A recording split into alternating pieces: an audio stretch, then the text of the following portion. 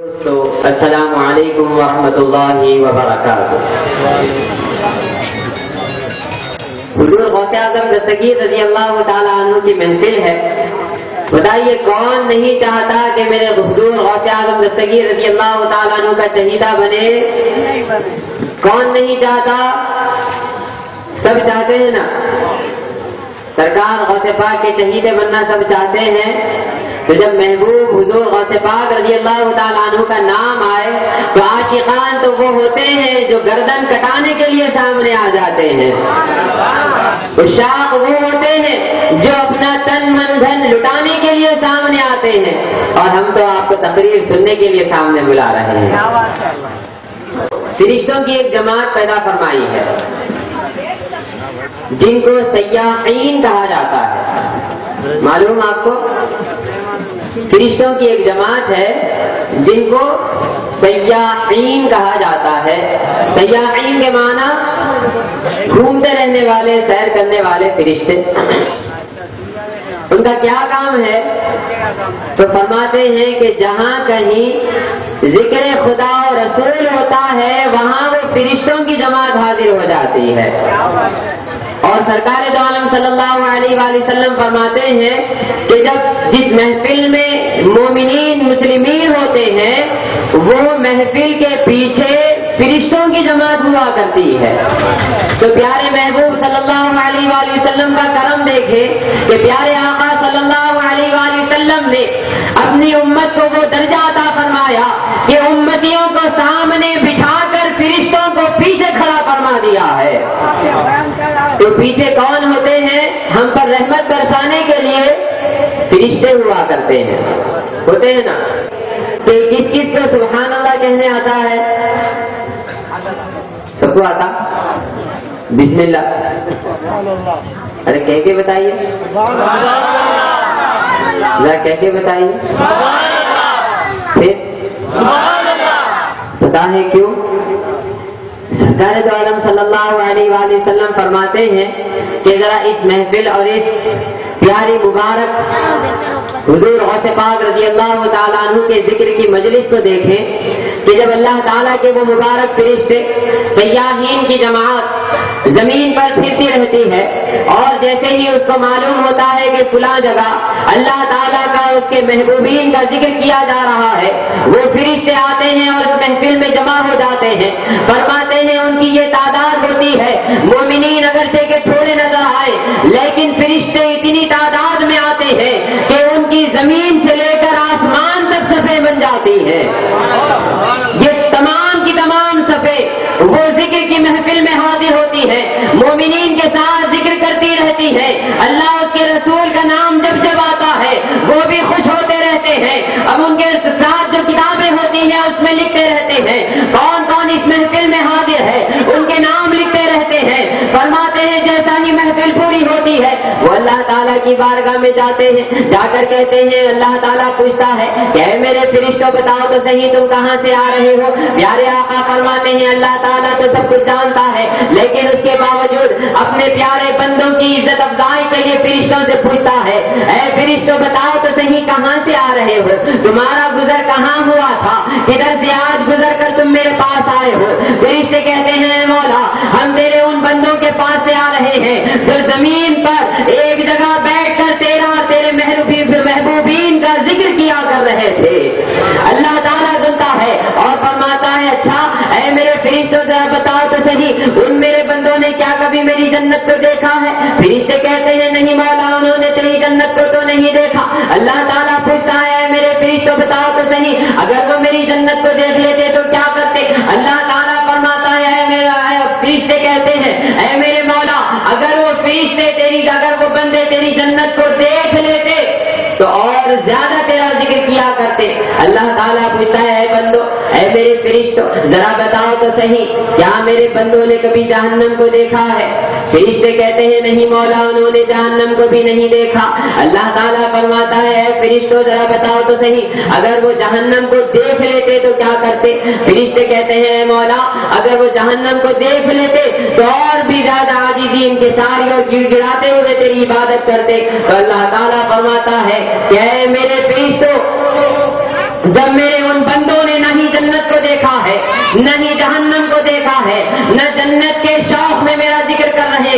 نہ جہنم کے خوف میں میرا ذکر کر رہے ہیں، وہ میرا ذکر صرف اس لیے کر رہے ہیں کہ میں راضی ہو جاؤں۔ تو میری طرف سے تم گواہ رہنا، جتنے بھی میرے بندے اس محفل میں حاضر تھے، سن لو میں نے ان سب کی مغفرت فرما دی ہے۔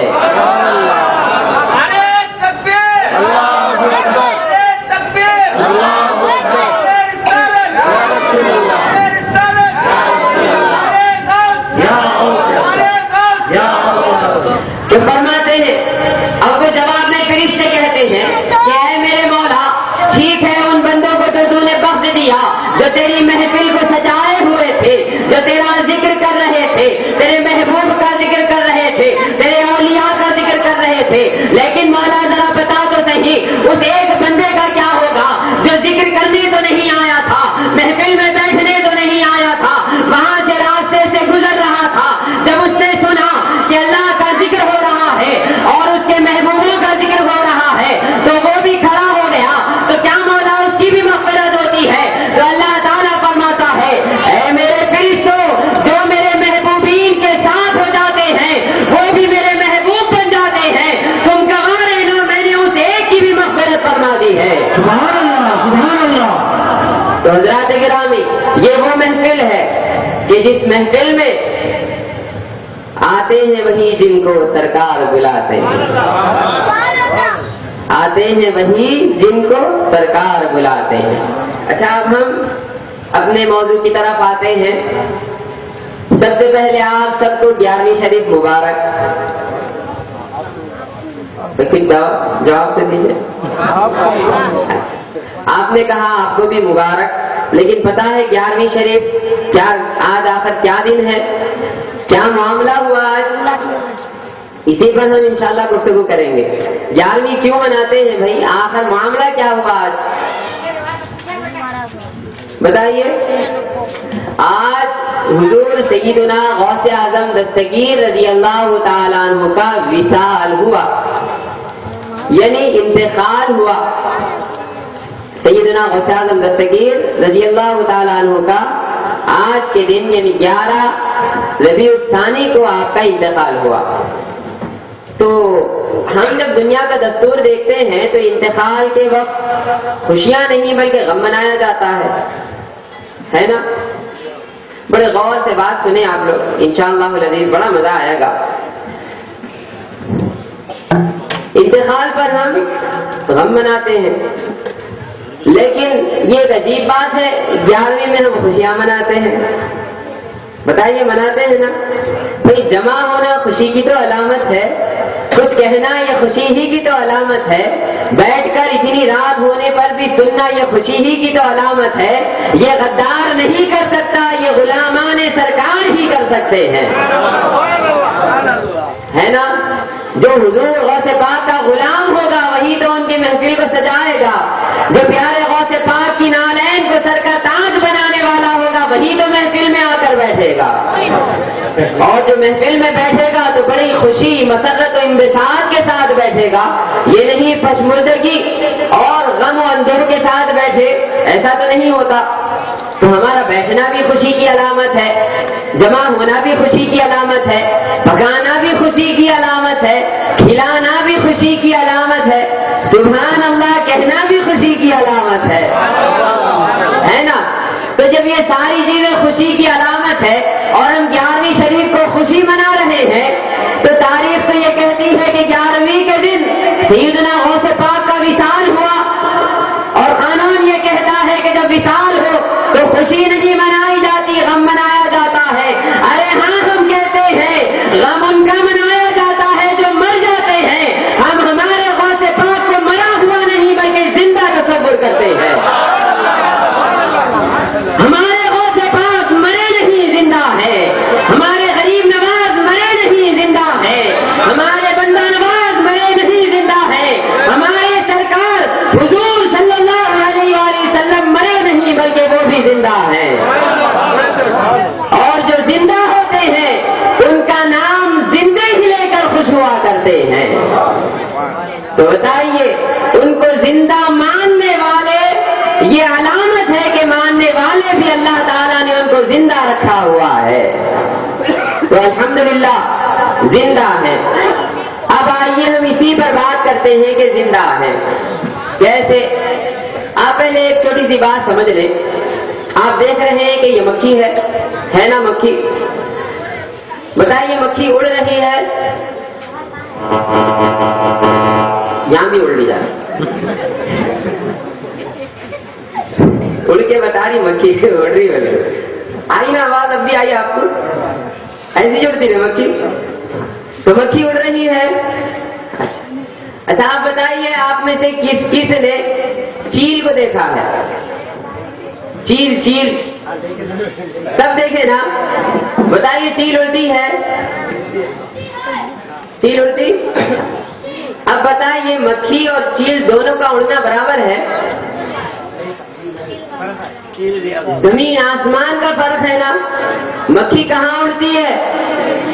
آپ کے کان کے پاس, سر کے پاس, یہیں جڑ کے یہیں بیٹھ جاتی. چیل کہاں اڑتی ہے؟ آسمان کی بلندیوں پر اڑتی ہے چیل, ہے نا. اگر مکھی سے پوچھیں کہ اے مکھی ذرا بتا اڑنا کیا ہوتا ہے, مکھی سے اگر آپ پوچھیں مکھی ذرا بتاؤ اڑنا کیا ہوتا ہے, یہاں سے اڑے گی یہاں بیٹھ جائے گی, کہے گی بس اڑنا یہی ہے. ارے ہم کہیں گے صاحب وہ فضا اور ہے, بہت بڑی فضا ہے آسمان تک, کیا اڑنا اتنا ہی ہوتا ہے؟ تو مکھی کہے گی ہاں بس. کہا جائے گا بھائی کیوں؟ وہ کہے گی مجھے اتنا ہی آتا ہے لہذا اڑنا اتنا ہی ہے یا نہیں؟ لیکن اگر چیل سے پوچھا جائے تو چیل یہ کہے گی کہ ہاں مکھی کا بھی اڑنا تو ہے. چیل مکھی کے اڑنے کا انکار نہیں کرے گی, لیکن یہ بھی کہے گی کہ بلندی بہت سی ہے اور میرے اوپر بھی بہت سے چیل اڑا کرتے ہیں. اب جب آپ یہ مثال سمجھ گئے تو اب آئے ان لوگوں کو دیکھیں جو یہ کہتے ہوئے نظر آتے ہیں کہ دیکھو صاحب جب کوئی مر جاتا ہے تو بس ختم, وہ مر گیا, اب وہ سن نہیں سکتا, وہ دیکھ نہیں سکتا, وہ بول نہیں سکتا, وہ مدد نہیں کر سکتا, وہ ہمارے پاس آ نہیں سکتا, وہ محفل میں حاضر نہیں ہو سکتا, وہ کسی کی مدد نہیں کر سکتا, کسی کی دستگیری نہیں کر سکتا. انسان جب مر جاتا ہے تو مٹی بن جاتا ہے, قبر میں چلا جاتا ہے. قبر میں جانے کے ساتھ ہی اس کے ساتھ یہ معاملہ ہوتا ہے کہ انسان کو جب قبر میں دفنا دیا جائے تو 3 دن گزرتے ہی انسان کا پیٹ پھٹ جاتا ہے. پیٹ پھٹتے ہی اس میں سے کیڑے نکلتے ہوئے نظر آتے ہیں. وہ تمام کیڑے انسان کو کھاتے جاتے ہیں. کچھ دن گزرتے ہیں کہ سارے انسان کو کیڑے کھا جاتے ہیں. کیڑے جیسے ہی انسان کو کھا گئے, انسان کا سارا جسم ختم ہو گیا. کیڑے ایک دوسرے کو کھانا شروع کرتے ہیں. بڑا کیڑا چھوٹے کیڑے کو کھایا, غرض کے ہوتے ہوتے تمام کیڑے بھی ایک دوسرے کو کھا کر ختم ہو جاتے ہیں. 2 کیڑے اخیر میں بچ جاتے ہیں. دونوں کیڑوں میں آپس میں لڑائی ہوتی ہے. بڑا کیڑا چھوٹے کیڑے کو مار دیتا ہے اور چھوٹے کیڑے کو بڑا کیڑا کھا جاتا ہے. اب قبر میں صرف ایک کیڑا باقی رہتا ہے. وہ ایک کیڑا بھی جب بھوکا ہوتا ہے تو بھوک کی شدت سے وہ بھی مر جاتا ہے, مٹی میں مل جاتا ہے. یہ ہو گیا انسان. انسان کو ہم نے گاڑ دیا, وہ مٹی میں مل گیا, کیڑوں نے کھا لیا, کیڑا بھی مر گیا, کیڑا بھی مٹی میں مل گیا. اب تم خبر پر کیوں جاتے ہو؟ وہاں نہ انسان ہے نہ کیڑا, وہاں صرف مٹی نہیں مٹی ہے اور کچھ نہیں. یہ لیتا ہوا نظر آتا ہے انسان. یہ کون انسان ہے؟ جو صرف مکھی کی اڑان کو جانتا ہے. وہ انسان صرف مکھی کی اڑان کو جانتا ہے, یعنی وہ صرف ایک مٹی کے پتلے کو جانتا ہے کہ اگر اس گوشت پوست کے لوتھڑے کو زمین میں دفنا دیا جائے تو اس کے ساتھ کیا معاملہ ہوگا. اس کی نگاہ بس اس گوشت پوست تک ہے. اس کی نظر اللہ تعالیٰ نے جو انسان کے اندر روح رکھی ہے اور روح کو اللہ نے جو بلندی عطا فرمائی ہے اس تک اس کی نظر نہیں جا سکتی. وہ روح کیا ہے؟ تو فرماتے ہیں وَنَفَخْتُ فِيهِ مِن رُوحِي, میرے امر سے میری روح میں نے اس بندے میں پھونکی ہے. تو فرماتے ہیں انسانوں میں بھی یہ 2 قسم کے لوگ ہوتے ہیں. ایک وہ ہوتے ہیں جو مسلمان نہیں ہے. اگر مسلمان ہے تو غلامان رسول میں سے نہیں بلکہ غداران رسول میں سے ہیں, اور وہ جانتے ہیں کہ ہمارا حال کیا ہونے والا ہے قبر میں. اور جب ان کو یہ معاملات معلوم ہوتے ہیں تو وہ کہہ دیتے ہیں ہاں دیکھو جیسا یہ معاملہ ہوا ویسے ہی تمام معاملات ہو جاتے فرماتے ہیں اب تم رحمت آباد شریف کیوں جاتے ہو؟ نعوذ باللہ وہاں پر سوائے قبر کے اندر کوئی چیز موجود نہیں ہے. نعوذ باللہ من ذالک. کیا ایسا ہو سکتا ہے؟ ہرگز نہیں. وہ کہتے ہیں کہ ذرا بتاؤ تو صحیح بغداد کیوں جاتے ہو؟ وہاں سوائے مٹی کے نعوذ باللہ کچھ بھی نہیں. اجمیر شریف کیوں جاتے ہو؟ وہاں مٹی کے سوا کچھ بھی نہیں. گلبرگہ شریف کیوں جاتے ہو؟ وہاں مٹی کے سوا کچھ بھی نہیں. اور دیگر بارگاہوں پر کیوں جاتے ہو؟ وہاں مٹی کے سوا اور کچھ بھی نہیں. تو ایک وہ بات جو اللہ تعالیٰ کی معرفت کی بلندیوں پر پرواز کرتا ہے وہ کہتا ہے ارے کمبخت، مٹی کو دیکھنا یہ شیطان کا کام تھا. جب اللہ تعالیٰ نے فرمایا اے تمام ملائکہ آدم کو سجدہ کر دو، ملائکہ نے آدم کی روح کو دیکھا اور سجدے میں گر گئے. شیطان نے مٹی کو دیکھا اور کھڑا ہو گیا، کہا میں سجدہ کیوں کروں؟ نعرہ تکبیر، نعرہ تکبیر، نعرہ رسالت، نعرہ رسالت. تو حضرات گرامی، جب آپ یہاں تک بات سمجھ گئے تو اب ہم آئے کچھ اس جانب چلتے ہیں کہ ہمارے اسلام میں وہ کون سی مثالیں ملتی ہیں کہ جہاں انسان کو قبر میں دفنانے کے باوجود وہ معاملہ اس کے ساتھ نہیں ہوتا کہ نہ 3 دن میں اس کا پیٹ پھٹتا ہے، نہ ہی اس میں کیڑے لگتے ہیں، نہ ہی اس کے جسم کو کیڑے کھاتے ہیں، نہ ہی کیڑے آپس میں ایک دوسرے کو کھاتے ہیں، نہ ہی تمام کیڑے ختم ہونے کے بعد 2 کیڑے جگڑتے ہیں اور ان میں سے ایک کیڑا دوسرے کو کھاتا ہے، اور نہ ہی وہ آخری کیڑا مر جاتا ہے. یہ معاملہ نہیں ہوتا. کیسے؟ دیکھیں، اللہ تعالیٰ نے انسان کو جو زندگیاں عطا فرمائی ہیں، ایک زندگی ظاہر میں نظر آ رہی ہے. بتائیے نظر آ رہی ہے نا؟ ہم اٹھتے ہیں، بیٹھتے ہیں، جاگتے ہیں، سوتے ہیں، آتے ہیں، جاتے ہیں، کھاتے ہیں، پیتے ہیں، خوش ہوتے ہیں، غمی کرتے ہیں، غرض کی دنیا کے تمام معاملات ہم کرتے ہیں. یہ ایک ظاہری زندگی ہے، یہ ہمیں نظر آ رہی ہے. بھائی دیکھیے، سب مل کر بات کریں گے، ٹھیک ہے؟ میں سوال کروں تو سب مل کر جواب دیجیے تاکہ ہمارے حضور غوث پاک بغداد شریف میں خوش ہو جائے. ہمارا عقیدہ ہے نا حضور غوث پاک زندہ ہے یا نہیں؟ جب ہے تو ہم اپنی آواز سے ثابت کریں کہ ہمارا عقیدہ ہے کہ ہمارے غوث پاک زندہ ہے. بے شک. تو جو سوال کریں چیخ کر جواب دیجیے، یہاں کوئی کچھ بولنے والا نہیں ہے. تو بتائیے، یہ جو بظاہر زندگی ہے وہ ہمیں نظر آ رہی ہے؟ نظر آ رہی ہے؟ آ رہی ہے. دیکھیں صاحب، آپ نے جو اتنی ساری محنتیں کی ہیں تو ہمارا یہ فرض بنتا ہے کہ آپ کو بھی یہاں سے کچھ دے کر روانہ کریں، ہے نا؟ ایسا نہیں کہ جو بیٹھ گئے یہاں کی وہاں کی تھوڑی ادھر ادھر کی باتیں ہو گئی، آپ کا بھی وقت گزر گیا، ہمارا بھی ہو گیا اور ہم چلے گئے. ایسا ہرگز نہیں. اگر ایسا ہوگا تو آپ سے تو محشر کے میدان میں پوچھ نہیں ہوگی. بتائیے کیوں؟ اس لیے کہ آپ یہاں پر آ کر آپ لوگوں نے اپنا فرض ادا کر دیا. کہیے نا سبحان اللہ.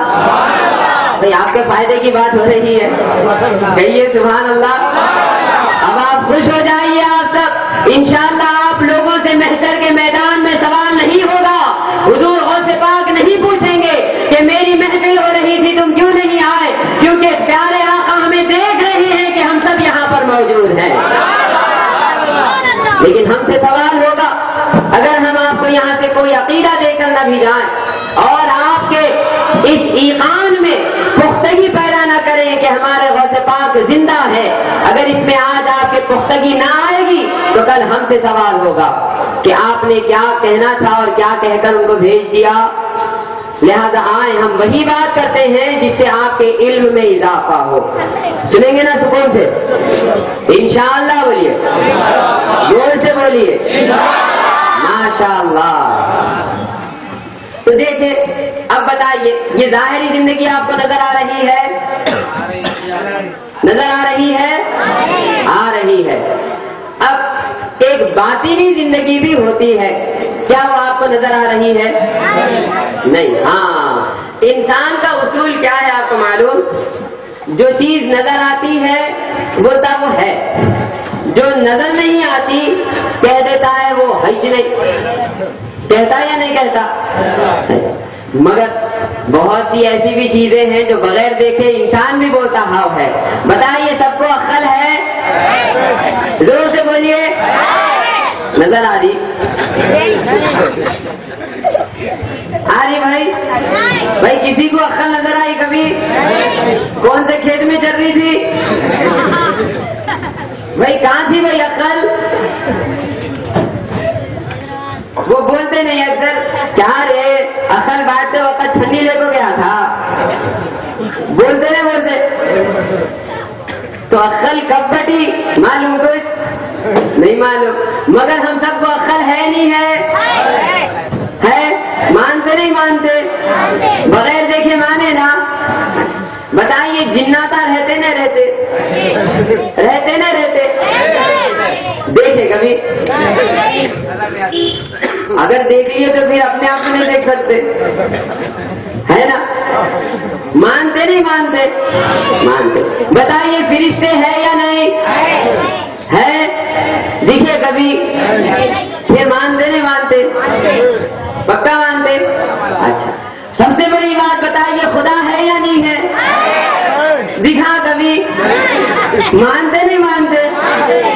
ارے اتنی بڑی بات بھی مانتے، اس کو مان کے ہم مومن ہوئے نا، مگر وہ دکھائی نہیں آج تک. تو معلوم کیا ہوا؟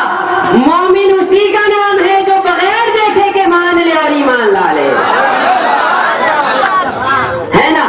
اسی طرح اللہ تعالیٰ نے انسانوں میں بھی ایک ظاہری زندگی رکھی ہے اور ایک باطنی زندگی بھی چھپا کر رکھی ہے. ظاہری زندگی ہمیں نظر آتی ہے، انسان چلتا پھرتا ہے، مگر باطنی زندگی وہ ہے کہ جس کی وجہ سے جب انسان کا جسم قبر میں چلا جائے تو سڑتا گلتا نہیں بلکہ ویسے ہی تر و تازہ رہتا ہے اس باطنی زندگی کی وجہ سے، جیسا کہ زمین پر تر و تازہ نظر آ رہا ہے. انسان ظاہری زندگی میں جیسے دیکھ رہا ہے، جیسے سن رہا ہے، جیسے بول رہا ہے، جیسے آ رہا ہے، جیسے جا رہا ہے، جیسے ایک دوسرے کی مدد کر رہا ہے، جیسے ایک دوسرے سے مدد لے رہا ہے، اسی طرح باطنی زندگی میں بھی انسان سنتا بھی ہے، دیکھتا بھی ہے، بولتا بھی ہے، آتا بھی ہے، جاتا بھی ہے، مدد کرتا بھی ہے اور ایک دوسرے کا ساتھ بھی دیتا ہے. بتائیے اب سب یقین کرتے ہیں؟ پکا؟ آدھے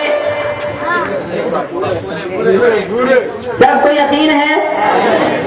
اتنی مثالوں سے آپ کیا سمجھ گئے کہ ایک زندگی ظاہر میں ہوتی اور ایک زندگی باطن میں ہوتی ہے. چلیے کہیے ایک زندگی ظاہری زندگی ہے اور ایک زندگی باطنی زندگی ہے. اب اس کو ذرا سمجھیے. آپ طوطے کو رکھے پنجرے میں، رکھے پنجرے میں رہ کر وہ بیچارہ کیا کرے گا؟ بہت ہوا جالی پہ آزو بازو گھومے گا اور ٹی ٹی پکار کر سیکھ گیا تو کہہ دے گا مٹھو بیٹے پپی دو، کہہ دے گا نا. اگر کوئی دیکھ کر کہے کہ نہیں بھائی بس طوطے کی اتنی استطاعت ہے، وہ خالی اتنا ہی گھوم سکتا اور اتنا ہی کہہ سکتا، تو کیا یہ سچ ہے؟ ہرگز نہیں. تھوڑا پنجرا کھول کر دیکھیے، پھر وہ کہے گا کہ دیکھو فضائیں کیسی اور میں کیسے اڑ کر دکھاتا ہوں. تو فرماتے ہیں بزرگان دین، انسان کے لیے بھی اللہ تعالیٰ نے ایک جسم اور ایک روح پیدا فرمائی ہے اور جسم کو روح کا پنجرا بنایا ہے اور اس پنجرے میں اللہ تعالیٰ نے روح کو قید کر دیا ہے. یہ روح اس جسم کے پنجرے میں 30 سال 40 سال 50 سال 60 70 سال گزارتی ہے. یہ 60 70 سال کے عرصے میں وہ زمین پر گھومتی پھرتی ہوئی نظر آتی ہے. تو بیچارہ دوسرا انسان دیکھ کر کہتا ہے شاید انسان کی استطاعت اتنی ہی ہوگی کہ تھوڑا سا پیدل چل لے، تھوڑا سا گاڑی چلا لے، تھوڑا سا سو جائے، تھوڑا سا اٹھ جائے، تھوڑا سا بیٹھ جائے. لیکن روح پکارتی ہے ارے نہیں نہیں، ذرا مجھے اس پنجرے سے آزاد کر کے دیکھو. جب میں آزاد ہو جاؤں گی تو بغداد میں رہ کر رحمت آباد میں بیٹھے ہوئے لوگوں کو بھی دیکھ سکوں گی.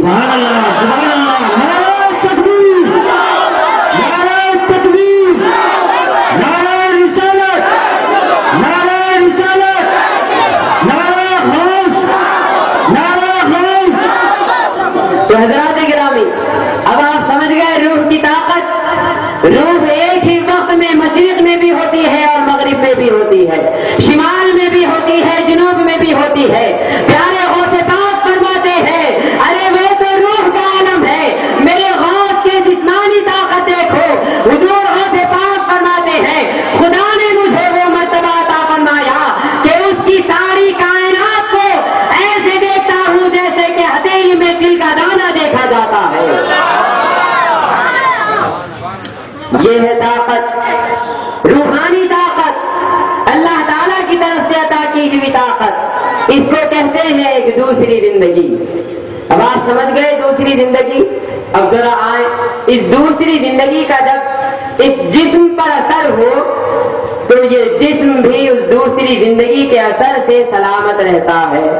اور جب یہ جسم بھی سلامت ہے اور روح کی پروازیں بھی جاری ہیں تو تب کیا کہے گا انسان کہ ارے آج تک تو ہمارے درمیان تھے, اب جب درمیان نہیں ہے تو مرے نہیں ہیں بلکہ پردہ فرمائے ہیں اور ہمیں دیکھ رہے ہیں. اسی لیے ہم کیا کہتے ہیں بزرگوں کے لیے, پردہ کر گئے کہتے ہیں نا. کیا کہتے ہیں ہم؟ اب یہ لفظ آپ اچھا یاد رکھیے, ہم اسی پر پوری بات کریں گے. پردہ بار بار آئے گا. بزرگوں کو کیا کہتے ہیں ہم؟ دیکھیں ادب پہلا قرینہ ہے محبت کے قرینوں میں. اگر آپ کسی سے کہتے ہیں کہ ہم غوث پاک سے ادب اور محبت کرتے ہیں تو آپ کا سب سے پہلا فرض یہ بنتا ہے کہ آپ کا ادب کریں. اولیاء اللہ سے اگر آپ محبت کا دم بھرتے ہیں تو آپ کا سب سے پہلا فریضہ یہ بنتا ہے کہ آپ ان کا ادب کریں. اور ادب یہ گوارا نہیں کرتا کہ آپ کسی ولی کو یہ کہہ دیں کہ وہ نعوذ باللہ مر گئے. بتائیے کوئی کہے گا؟ کوئی کہے گا کسی ولی اللہ کے بارے میں کہ وہ مر گئے؟ ہرگز نہیں, بلکہ وہ مر نہیں گئے ہیں, اپنے گھر گئے ہیں. وہ مولا کا گھر اولیاء کا گھر ہوا کرتا ہے, وہاں جا کر وہ خوش و خرم رہتے ہیں اور وہاں سے زمین پر تصرفات کرتے ہیں. کیسے؟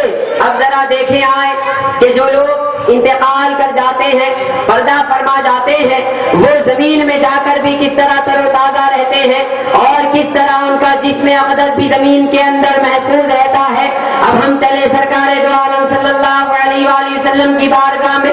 پیارے آقا صلی اللہ علیہ وآلہ وسلم فرماتے ہیں, امام طبرانی نے اس کی روایت فرمائی کہ پیارے آقا صلی اللہ علیہ وآلہ وسلم نے فرمایا ان اللہ حرم علی الارض ان تاکل اجساد الانبیاء فنبی اللہ حی یرزق. کہ میرے امتیوں ذرا سن لو, پیارے آقا صلی اللہ علیہ وآلہ وسلم فرماتے ہیں کہ جب اللہ کا نبی انتقال کر جاتا ہے اور اس کو دفنا دیا جاتا ہے تو ذرا سن لو, اللہ کا نبی مرتا نہیں بلکہ وہ بھی اس کا گھر ہوتا ہے, وہاں وہ آرام کر رہا ہوتا ہے. اللہ تعالیٰ نے زمین پر حرام کر دیا ہے کہ وہ اللہ کے نبی کے جسم کو نقصان پہنچائے.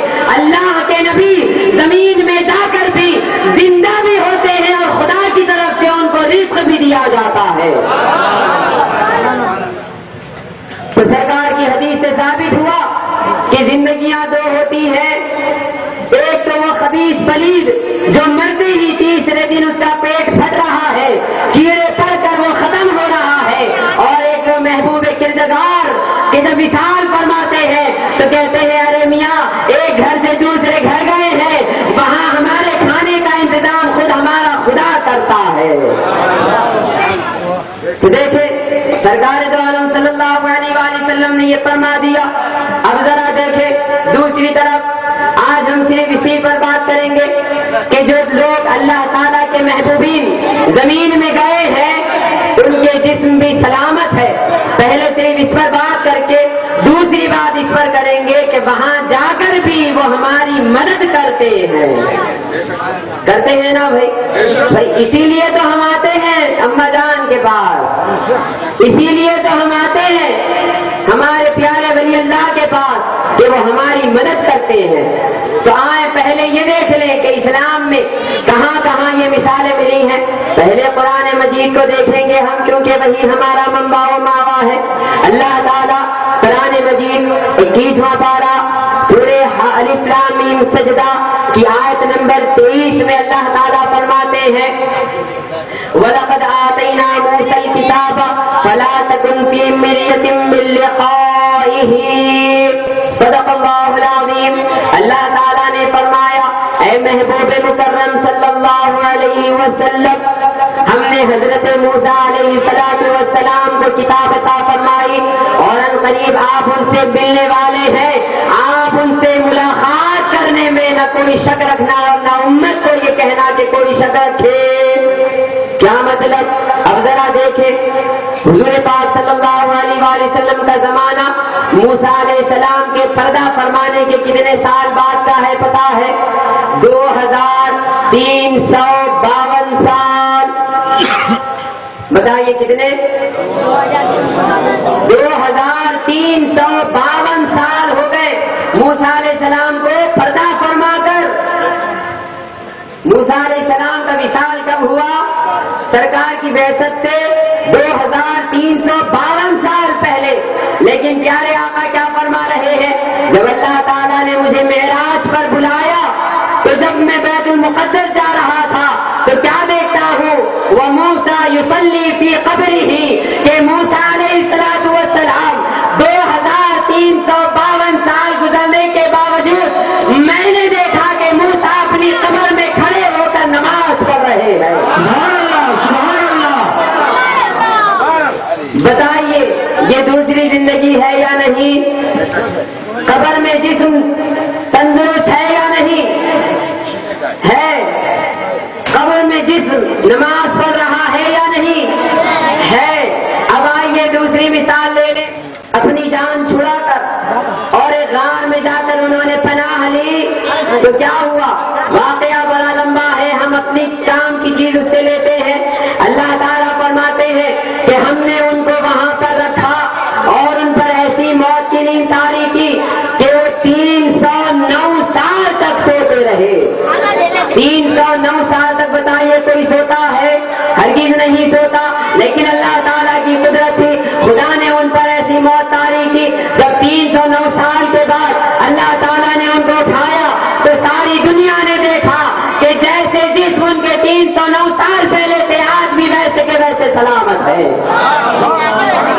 تو یہ دوسری زندگی ہے جو اللہ تعالیٰ نے عطا فرمائی۔ اب آئیں ذرا سورہ بقرہ کے 3 پارے میں اللہ تعالیٰ فرماتے ہیں حضرت عزیر علیہ السلام کے بارے میں، فَأَمَاتَهُ اللَّهُ مِئَةَ عَامٍ ثُمَّ بَعَثَهُ، کہ حضرت عزیر علیہ السلام جب بیت المقدس کے پاس آئے انہوں نے بستی کو ویران دیکھا تو کہا کہ مولا یہ بستی پھر سے کیسے آباد ہو سکتی ہے؟ یہ تو ساری بستی اجڑی ہوئی ہے، اس کے آباد ہونے کے کوئی امکان نہیں۔ یہ سوچنے کے بعد وہ سو گئے۔ سوتے ہی اللہ تعالیٰ فرماتے ہیں ہم نے ان کو موت دے دی اور کتنے 100 سال تک ہم نے ان کو مار دیا۔ 100 سال تک وہ پردہ فرمائے ہوئے رہے۔ لیکن فرماتے ہیں جب 100 سال کے بعد اٹھے تو مفسرین کیا خود قرآن کہتا ہے کہ ان کا جسم ویسے ہی تھا جیسے 100 سال پہلے سوتے وقت تھا۔ تو بتائیے یہ دوسری زندگی ہے یا نہیں؟ واقعتاً دوسری زندگی ہے۔ اب ذرا دیکھیں قرآن مجید میں ہی، دیکھیں ساری چیزیں ہمیں قرآن مجید میں مل جاتی ہیں، بس پڑھنے کے لیے عشق رسول چاہیے۔ کہیے نا سبحان اللہ۔ اب یہ ساری مثالیں میں ولی کے زندہ ہونے کی کہاں سے دے رہا ہوں؟ قرآن مجید نہ بھائی۔ پھر کیسا بولتے آ کے نہیں انہوں مر گئے، کچھ بھی نہیں ہے، مٹی کا تودا ہے، کہاں جا رہی اللہ کو پکارو؟ بولتے نہیں بولتے؟ اجی حضرت ڈائریکٹ اللہ آپ کو قرآن نہیں دیا تو آپ ڈائریکٹ کیسا جاتے ہیں اس کے پاس؟ اللہ تعالیٰ نے بھی اپنی قرآن پہنچانے کے لیے اپنے حبیب کا وسیلہ لیا ہے، اسی لیے ہم اس کے اولیاء کا وسیلہ لے کر اللہ تک پہنچتے ہیں، ہے نا؟ تو آئے وہی قرآن ہمیں کیا بتاتا ہے؟ ایک پیارا سا واقعہ اس قرآن مجید سورہ بروج سورہ نمبر 86 سورہ بروج میں اللہ تعالیٰ فرماتے ہیں اصحاب الاخدود، گڑے والوں کا قصہ۔ وہ کون سا قصہ ہے؟ ذرا غور سے سنیں۔ ریاض الصالحین میں بھی یہ قصہ آیا ہے۔ حضور پاک صلی اللہ علیہ وآلہ وسلم نے اپنی حدیث شریف میں یہ قصہ بیان فرمایا کہ نجران کے ملک میں اب ذرا غور سے سنیں، ہم ایک ہی بات کر رہے ہیں کہ قبر میں جانے کے بعد بھی اللہ تعالیٰ کے محبوبین کا جسم سلامت رہتا ہے، اللہ کے محبوبین کا جسم سلامت رہتا ہے۔ کیسے؟ اب آئے اصحاب اخدود کے پاس، بڑا پیارا واقعہ ہے۔ سرکار دو عالم صلی اللہ علیہ وآلہ وسلم فرماتے ہیں نجران کے ملک میں حضرت موسیٰ علیہ السلام کے زمانے کے بعد جب بے انتہا کفر و شرک پھیل گیا تو نجران کا بادشاہ مشرک تھا۔ فرماتے ہیں اس کے بادشاہ کے دربار میں ایک بہت بڑا نجومی تھا۔ وہ نجومی جب بوڑھا ہو گیا تو اس نے کہا کہ بادشاہ سلامت، آپ کی رعایا میں سے کوئی ایک ہونہار بچہ آپ مجھے عطا فرمائے تاکہ میں اس کو اپنا جادو کا علم سکھا سکوں، تاکہ میں مر جاؤں تو میرا جادو کا علم آگے چلتا رہے۔ تو بادشاہ نے اپنی پوری رعایا کو دیکھا، سب سے ہونہار جو بچہ تھا اس کو چنا اور کہہ دیا کہ میرے خرچ پر میرے محل میں رہ کر تم روز اپنے گھر سے آنا اور یہاں پر اس کا علم سیکھ کر جانا۔ وہ بچے کا نام کیا تھا آپ کو معلوم؟ تفاسیر میں آیا عبداللہ التامر، وہ بچے کا نام تھا۔ وہ بچہ آیا تو فرماتے ہیں جب وہ بچہ روز جادو سیکھنے آیا کرتا تو راستے میں ایک گرجا گھر بھی ملا کرتا تھا، یعنی یہود جس جگہ عبادت کرتے ہیں، ہماری عبادت گاہ کو مسجد کہتے ہیں اور یہودی جس میں عبادت کرتے ہیں اس کو گرجا گھر کہتے ہیں، کیونکہ اس وقت موسیٰ علیہ السلام کا دین تھا اور وہ جو تھے گرجا گھر میں عبادت کرنے والے وہ ولی اللہ تھے اور ایمان والے تھے۔ تو ان کا بچے کا ان کے پاس سے گزر ہوتا تھا تو بچہ کچھ دن تو ویسے ہی گزر گیا، ایک دن اندر گیا، جا کر دیکھا تو ان کی باتیں بڑی پیاری لگی تو بچہ کچھ دیر وہ ولی اللہ کے پاس بھی بیٹھ جانے لگا۔ اب یہاں پر جادوگر کے پاس آنے کے لیے دیر ہوتی تو جادوگر ڈانٹتا، تو ولی اللہ سے انہوں نے ایک دن شکایت کی تو ولی اللہ نے کہا کہ دیکھو خدا کا علم تم سیکھ رہے ہو میرے پاس آ کر، تو اس کے لیے ایک بہانہ کر دو کہ ہاں گھر سے مجھے ماں باپ دیر سے چھوڑتے ہیں اور جب جادوگر کے پاس سے تم میرے پاس آ جاؤ اور یہاں سے گھر جانے دیر ہو جائے تو ماں باپ کو کہہ دینا کہ وہاں سے مجھے نکلنے میں دیر ہو گئی۔ خیر یہی معاملہ کچھ دنوں تک چلتا رہا، حتیٰ کہ بچے نے ولی اللہ سے اللہ تعالیٰ کی معرفت کی بے انتہا تعلیم حاصل کر لی اور وہ سچے دل سے مومن ہو گیا۔ اب فرماتے ہیں ایک دن بچہ راستے سے گزر رہا تھا تو کیا دیکھتا ہے کہ جنگل سے خونخوار شیر نکل کر بستی میں آ گیا ہے، کئی لوگوں کو اس نے قتل کر دیا اور سارے لوگ ڈرے ہوئے ہیں، کوئی اس کا مقابلہ نہیں کر سکتا۔ تو بچے نے سوچا کہ میں آج دیکھ لوں گا کہ جادوگر سچا ہے یا اللہ والا سچا ہے، میں آج آزما لوں گا۔ یہ کہہ کر اس نے بچے نے ایک چھوٹا سا کنکر اٹھایا اور کہا کہ اے اللہ اگر وہ تیرا ولی سچا ہے تو اس کنکر سے اس شیر کو ہلاک کر دے۔ یہ کہہ کر کنکر پھینکنا تھا کہ شیر گرا اور وہیں مر گیا۔ شیر جیسے ہی مر گیا تو سب لوگ پریشان ہوئے۔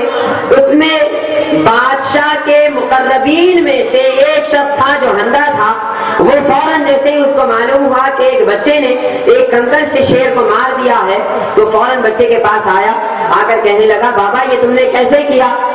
تو انہوں نے کہا کہ یہ میں نے نہیں میرے خدا نے کیا ہے، اسی کی قدرت سے ہوا ہے۔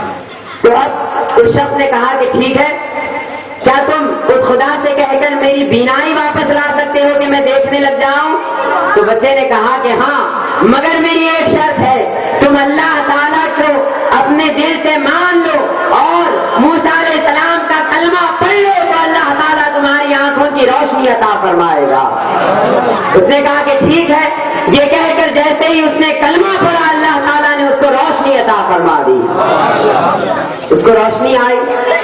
آتے ہی وہ بادشاہ کے پاس گیا، بادشاہ نے کہا کہ میاں یہ کیا معاملہ ہوا، تمہاری آنکھوں کی روشنی لوٹ کر آ گئی؟ تو اس نے کہا کہ ہاں میں ایک خدا کو ماننے لگ گیا ہوں اس لیے وہاں سے میری روشنی واپس آ گئی۔ تو بادشاہ نے کہا ارے یہ کیا بات ہے؟ اور بادشاہ وہ تھا جو کہتا تھا کہ سب کا رب میں ہوں، سب کا خدا میں ہوں۔ اس نے کہا ہاں میرے سوا بھی کوئی خدا ہے، میں کچھ نہیں معلوم، آج تک تمہیں کہاں سے معلوم ہوا؟ میں ہی سب کا خدا ہوں۔ اس نے کہا کہ یہ تعلیم تمہیں کس نے دی، اس کو لاؤ۔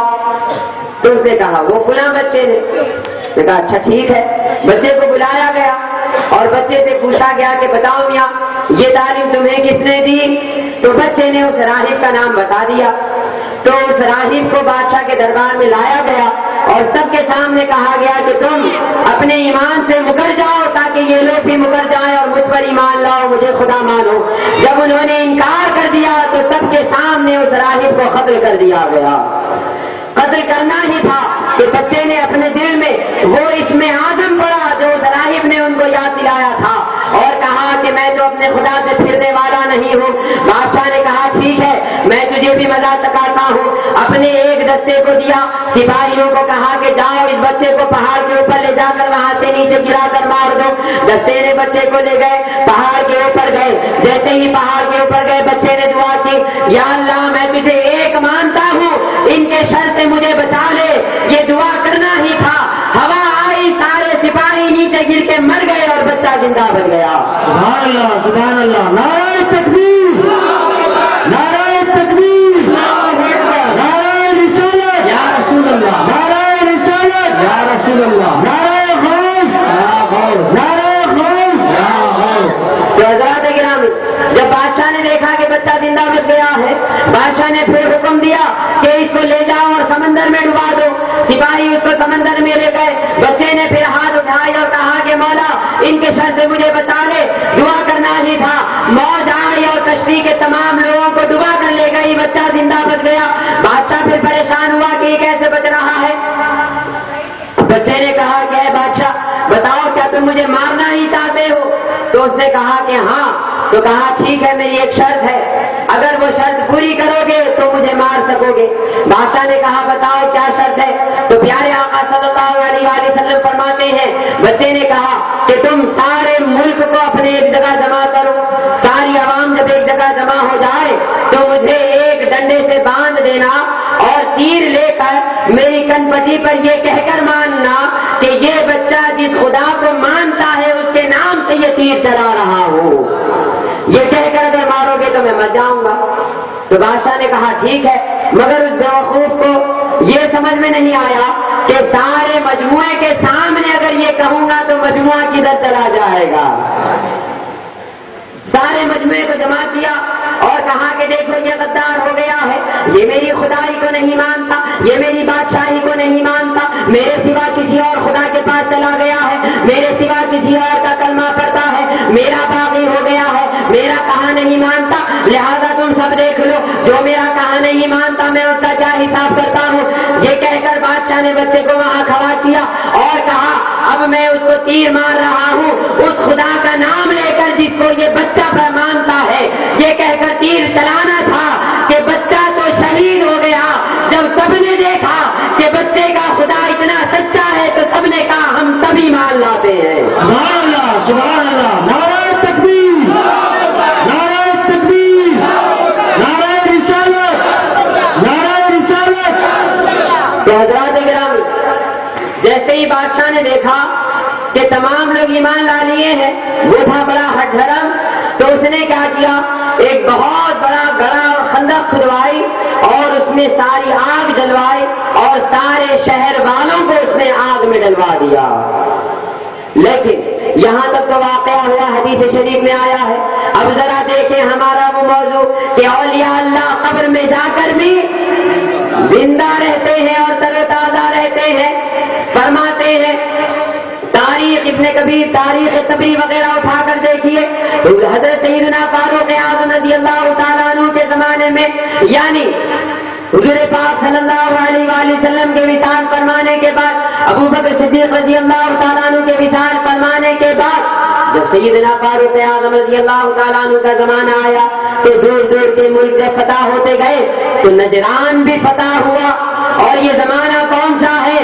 اس بچے یعنی اس ولی اللہ کے انتقال کے تقریباً 2000 سال گزر گئے ہیں. تقریباً 2000 سال ان کے وصال کے گزر گئے ہیں. اس وقت فرماتے ہیں کہ جب سیدنا فاروق اعظم رضی اللہ تعالیٰ عنہ کی فتوحات وہاں پر پہنچی اور وہاں پر دیکھا کہ ایک بہت بڑا کھنڈر ہے. جب اس کھنڈر کو کھودا گیا تو اس وقت کے سپاہیوں نے کیا دیکھا؟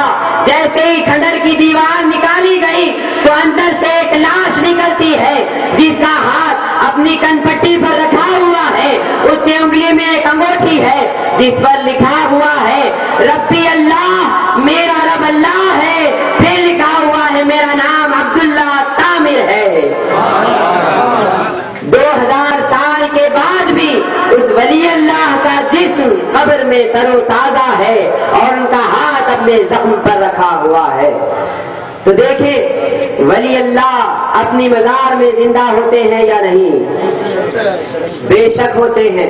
अब जरा आए, यही सैयदना फारूक आज़म रज़ी अल्लाह तआला अन्हु के जमाने में सूस, मुल्क सूस फतह हुआ। हजरत अबू मूसा अशअरी रज़ी अल्लाह तआला अन्हु फतह करते हुए जब वहां पर गए तो क्या देखते हैं कि एक बहुत बड़ा इबादत कदा है। उस इबादत गाह में जब आप अंदर गए तो देखते हैं कि ढेरों की दौलत पड़ी हुई है। दौलत के सबसे पीछे आपने देखा तो एक ताबूत रखा हुआ है और उस ताबूत के अंदर हजरत ज़करिया अलैहिस्सलाम का जिस्म अक़दस रखा हुआ है। कैसा तरोताजा जिस्म मुबारक है। ऐसा मालूम हो रहा है कि इंतकाल नहीं हुआ, सो रहे हैं और अभी उठ जाएंगे, जबकि आपके इंतकाल होकर हजारों साल गुजर गए थे। और ताबूत के पास एक चिट्ठी लिखी हुई है, उस पर ये लिखा हुआ है कि मेरे शहर वालों में से जिस किसी को मालो दौलत की जरूरत हो वो आए और यहाँ से उधार उठा कर ले जाए, जरूरत होने के बाद वापस रख दे, वरना उसको कोढ़ की बीमारी हो जाएगी। और वहां के शहर वाले कहते हैं वली अल्लाह ने ये लिखा तो है हजारों साल पहले, लेकिन अगर आज भी कोई यहाँ से एक दिरहम भी ले जाता है और वापस नहीं करता तो उसको कोढ़ की बीमारी हो जाती है। बताएं औलिया अल्लाह के न सिर्फ जिस्म जिंदा होते हैं बल्कि उनकी एक एक बात क़यामत तक के लिए जिंदा होती है।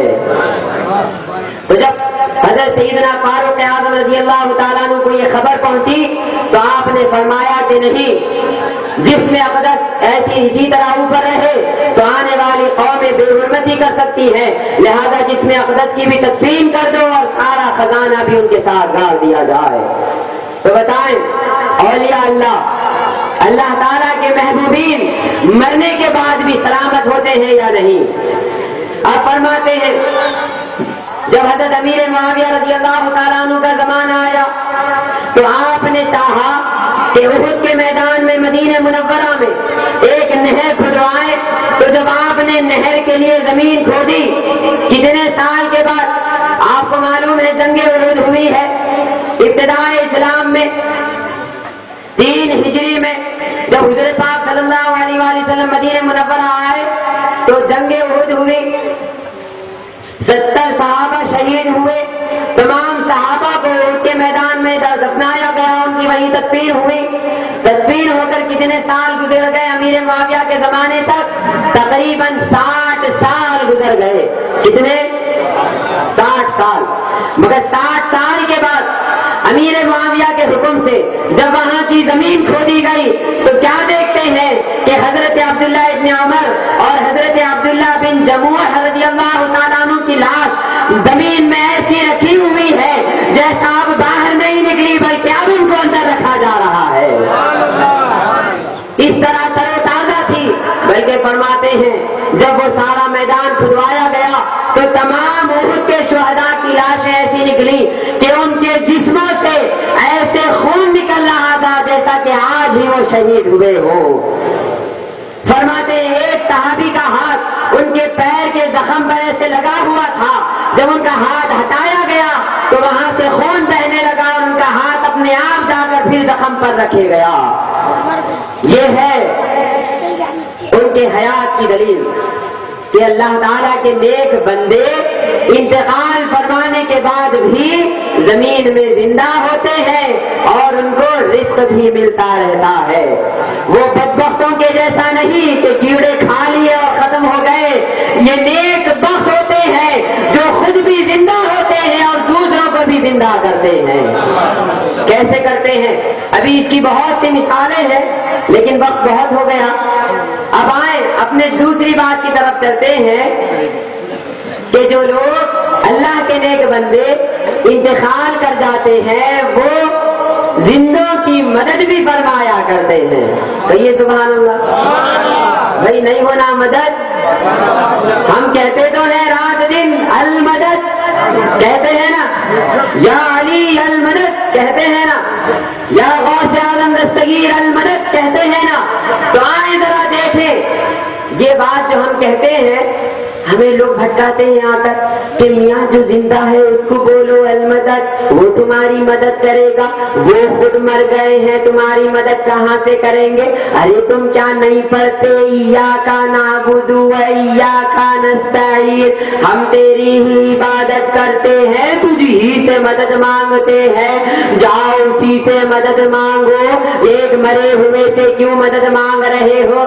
اچھا صاحب ایک بار ایسے ہی ہوا، ایک مولانا صاحب نے ایسے ہی رات بھر تقریر کی کہ صاحب خدا سے مدد مانگنی چاہیے، کسی سے مدد نہیں مانگنی چاہیے، کچھ ہونا ہے تو اللہ سے مانگو، کچھ طلب ہے تو اللہ سے کرو، کچھ چاہیے تو موجودہ خدا سے پیش کرو. یہ ساری چیزیں کہنے کے بعد مولانا اسٹیج کے نیچے اتر کر انہوں نے لوگوں کی صورت دیکھی، بولے میاں میری گاڑی کہاں ہے؟ تو لوگ سنی سے کہا مولانا اللہ سے مانگو، ہم سے کیوں مانگ رہے ہیں؟ ارے میاں 2 گھنٹے آدھی رات تقریر کرا، نذرانہ کہاں ہے؟ مولانا اللہ سے مانگو. ارے میاں بھوک لگ رہی کھلا کے تو بھی جاؤ، مولانا اللہ سے مانگو. ہم آپ کی تعلیم پا کر اب آپ کے سامنے شرک نہیں کریں گے، آپ کو کچھ نہیں دیں گے، جانا ہو تو اللہ سے مانگ کر چلے جاؤ. بتائیے کیا کوئی ایسا بیوقوف ہو سکتا ہے؟ کیا اللہ تعالیٰ کو آپ نے کبھی دیکھا ہے؟ جب نہیں دیکھا تو اللہ تعالیٰ کیسے دے گا بھائی آپ کو؟ آپ کسی جن سے نہیں لے سکتے، کسی فرشتے سے نہیں لے سکتے، تو اللہ سے کیسے لیں گے؟ جو یہ جن اور فرشتے تو ہماری طرح مخلوق ہے، اللہ تعالیٰ تو تمام چیزوں سے پاک و منزہ ہے. اس کی یہ شان نہیں کہ کسی بندے کے ہاتھ میں لا کر روٹی دے. عطائیں سب اسی کی طرف سے ہے، تقسیم بارگاہ مصطفیٰ سے ہوا کرتی ہے. دیتا سب خدا ہی ہے، بانٹتے ہمارے مصطفیٰ ہے. دیتا سب خدا ہی ہے، بانٹتے اس کے پیارے شہید غوث پاک ہے. دیتا سب خدا ہی ہے، بانٹتے اس کے پیارے شہید حضرت رحمت اللہ ہے، اما جان ہے یا نہیں؟ تو بتائیے اب ہم ان سے پوچھیں گے صاحب دنیا میں کیسا ہے؟ آسمان سے تب کے اجی اما بابا کے وسیلے سے آئے نا دنیا میں، ڈائریکٹ آ جانا تھا، ڈائریکٹ والے آنا تھا نہیں آنا تھا، ڈائریکٹ. مگر کئی گنیا ہے، اللہ کی یہ سنت ہے کہ جب بندوں کو کچھ دینا ہو تو وسیلے سے دیا کرتا ہے. تو اب دیکھیں زندے اپنی استطاعت کے مطابق مدد کرتے ہیں، ہے نا بھائی؟ آپ کے پاس 1 کروڑ ہوں گے 1 کروڑ دیں گے، آپ کے پاس 1 لاکھ ہوں گے 1 لاکھ دیں گے، آپ کے پاس ایک جائیداد ہوگی جائیداد دیں گے. ارے پیارے مصطفیٰ کو دیکھو، 2 عالم کے خزانے ان کے قدموں میں پڑے ہوئے ہیں. وہ جس کو جو چاہیں جتنا چاہے عطا فرماتے ہیں. اب پیارے آقا کے پاس جاؤ، اپنی بات جیسے ہم پیارے آقا سے شروع کرے تھے، قبر کے اندر زندہ ہوتے ہیں، مدد کی بات بھی پیارے آقا سے شروع کرتے ہیں. کریں گے؟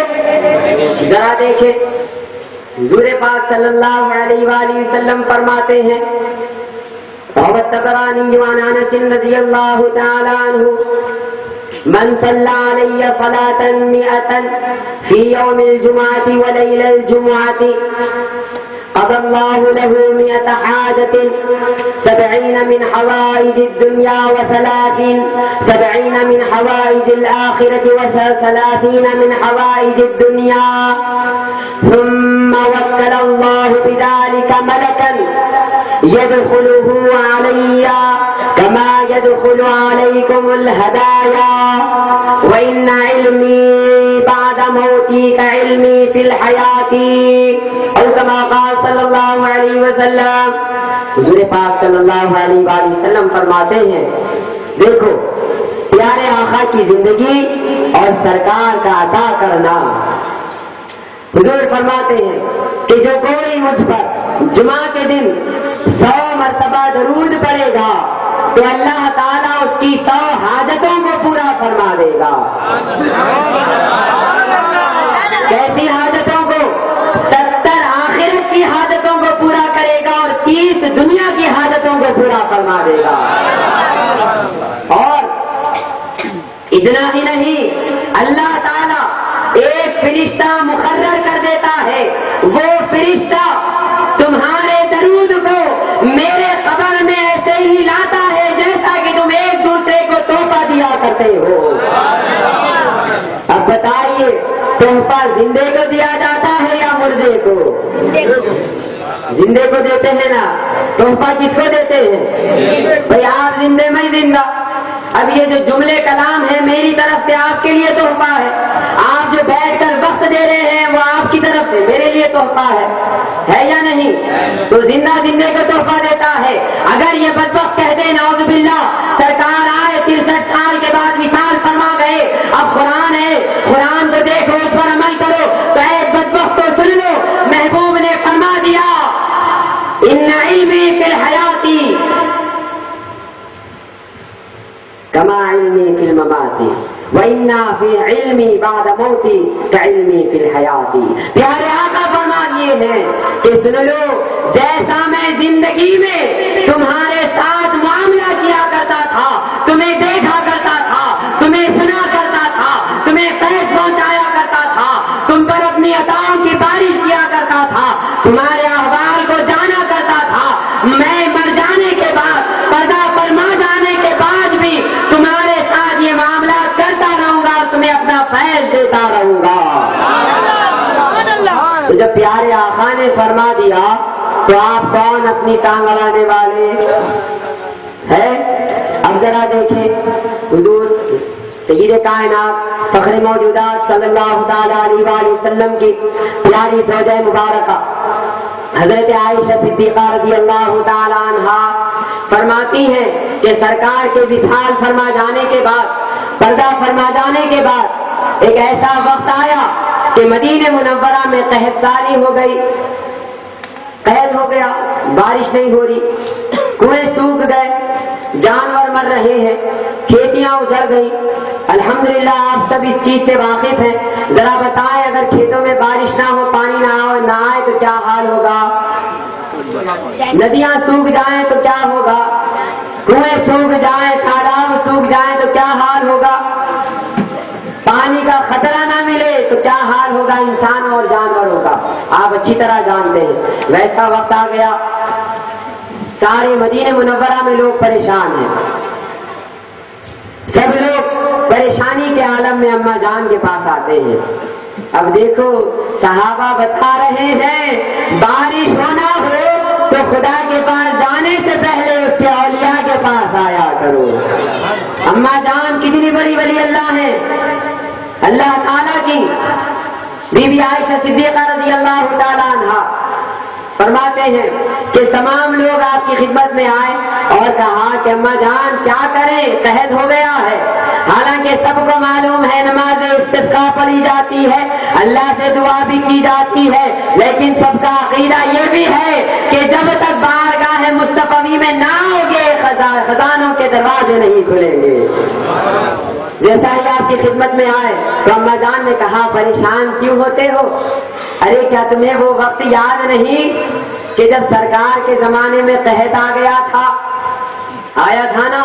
آپ کو یاد ہے وہ حدیث شریف، حضور پاک صلی اللہ علیہ وآلہ وسلم جمعے کا خطبہ دے رہے ہیں، منبر پر جلوہ افروز ہے، تمام صحابہ بیٹھے ہوئے ہیں، کئی دن سے مدینہ منورہ میں قحط ہے.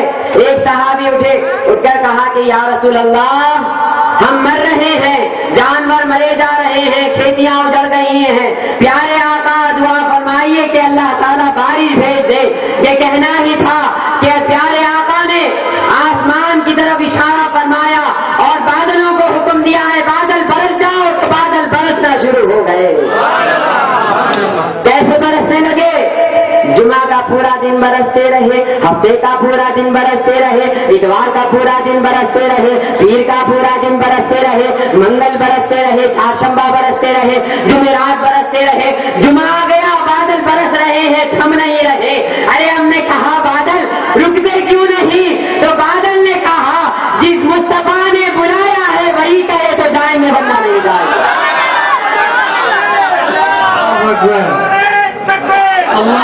اکبر یا رسول اللہ زندہ باد۔ تو فرماتے ہیں کہ پیارے آقا صلی اللہ علیہ وآلہ وسلم میں دوسرے جمعے کو بھیگتے ہوئے آئے، تمام صحابہ بھیگتے ہوئے آئے۔ ارے کیا ہوا بھائی؟ یہ دیکھو بارش ہی نہیں بول رہے تھے مگر ایسی بارش ہوئی، ایسی بارش 8 دن کی پوری بارش ہوئی۔ پھر سرکار ممبر پر تشریف فرما ہے، خطبہ فرما رہے ہیں، وہی صحابی پھر اٹھے جو گزشتہ جمعہ دعا کے لیے کہتے، بولے یا رسول اللہ جب تو پانی نہیں ہونے کی وجہ سے مر رہے تھے، اب اتنا پانی ہو گیا کہ ڈوب کے مر رہے ہیں، یا رسول اللہ رکوا دیجئے۔ ان کو بھی معلوم تھا برساتا تو خدا ہے، رکواتا مصطفیٰ ہے۔ پیارے آقا مسکرائے اور پیارے آقا نے اپنی انگشت مبارک آسمان کی طرف فرمائی اور کہنے لگے اللہم حوا علینا ولا علینا، اے بادل ہمارے اطراف میں جا، جنگلوں پر برس، ہم پر نہ برس۔ فرماتے ہیں سرکار کی انگلی جیسا جیسا پھرتی جاتی بادل پھر کر دور ہوتے جاتے تھے۔ تو بی بی عائشہ فرماتی ہے کیا تمہیں وہ منظر یاد نہیں؟ پیارے مصطفیٰ نے انگلی کا اشارہ کیا تھا تو بادل آ کر برسنے لگ گئے تھے۔ جاؤ گنبد خضرا میں اوپر کھڑکی بنا دو، محبوب کا روضہ آسمان کو دکھا دو، بادل برسنا شروع ہو جائیں گے۔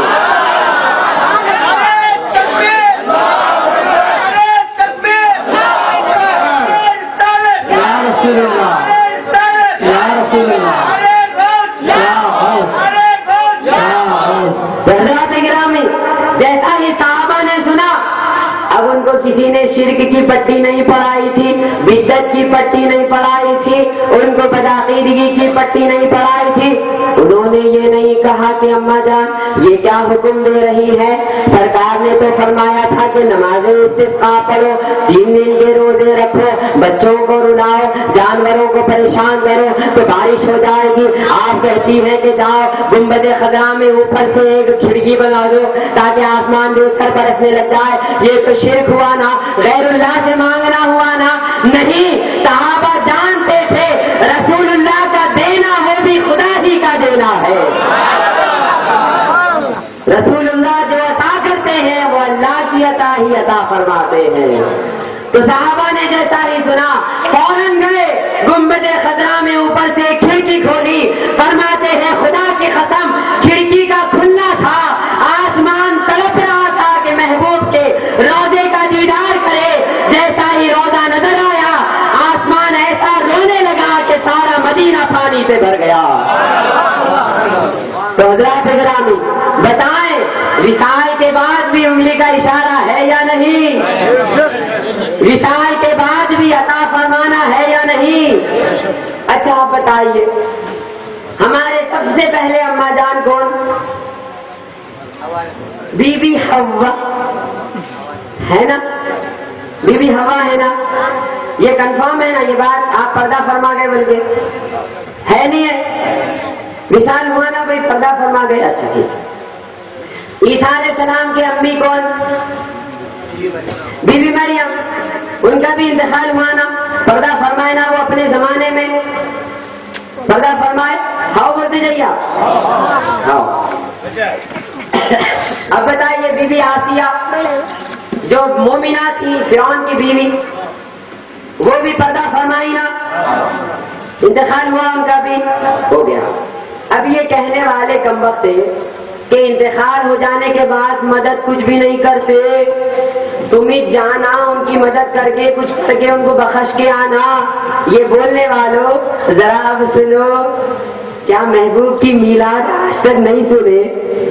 کیسی ہوئی محبوب کی میلاد؟ پیارے آقا صلی اللہ علیہ وآلہ وسلم کی والدہ ماجدہ بی بی آمنہ فرماتی ہے جب محبوب کی ولادت کا وقت آیا میرے حجرے میں اکیلی تھی اور کوئی نہیں تھا، میں دیکھ رہی تھی پریشان ہو رہی تھی۔ اب آخر وقت ایسا ہے ذرا ذرا سا مجھے درد ہوا، اب میں پریشان ہوئی کہ ارے بھائی کوئی یہاں مدد کے لیے نہیں ہے کیا ہو؟ اچانک کیا دیکھتی ہوں کہ آسمان سے لمبی لمبی عورتیں اترتی ہوئی نظر آ رہی ہیں، میرا کمرہ عورتوں سے بھر گیا۔ میں نے پوچھا اے بی نہیں، پہلے میں تمہیں کبھی نہیں دیکھا، نہ ہی میں تمہیں جانتی ہوں، نہ کسی قبیلے کی معلوم ہوتی ہو، بتاؤ تم کون ہو؟ اے اماں تم کون ہو؟ تو وہ فرماتے ہیں اے آمنہ میں ہوا ہوں، تمہاری مدد کرنے آئی ہوں۔ اے اماں، اے پیاری بیوی آمنہ، میں مریم ہوں، تمہاری مدد کرنے آئی ہوں۔ اے آمنہ ذرا سن لو، میں آسیہ ہوں، تمہاری مدد کرنے آئی ہوں۔ پیاری بیوی آمنہ فرماتی ہے محبوب کی ولادت کے وقت اللہ تعالیٰ نے مدد لی ہے، تو وفات جنہوں نے فرما گیا تھا انہی سے مدد لی ہے۔ اے رحمت آباد والو، خوش ہو جاؤ کہ خدا نے اپنے محبوب کی والدہ کی مدد کے لیے بی بی حوا کو بھیجا تھا، تو تمہاری مدد کے لیے اللہ تعالیٰ نے اماں جان کو بھیج دیا۔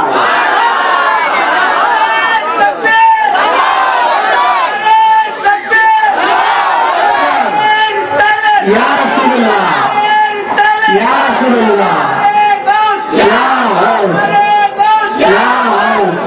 تو بتائیے، اب جب بیوی حوا جنت سے آ کر محبوب کی ولادت کے وقت بی بی آمنہ کی مدد فرما سکتی ہے، تو کیا ہماری اماں جان یہاں رہتے ہوئے ہماری مدد نہیں فرما سکتی